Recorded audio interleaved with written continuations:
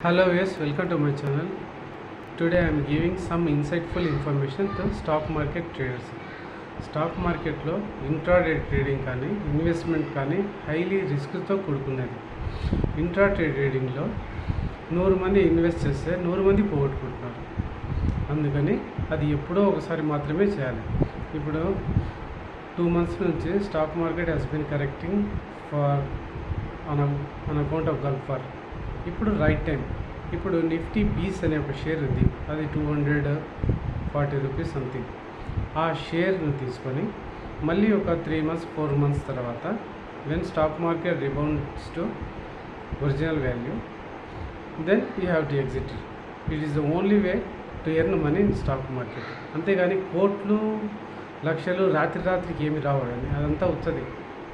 మీరు 30,000 రూపీస్వి నిఫ్టీ బీస్ షేర్స్ కొంటే అది స్టాక్ మార్కెట్ 3 months 4 months తర్వాత రీబౌండ్ అయితే 30,000 మీద ఒక 5,000 ప్రాఫిట్ వస్తుంది.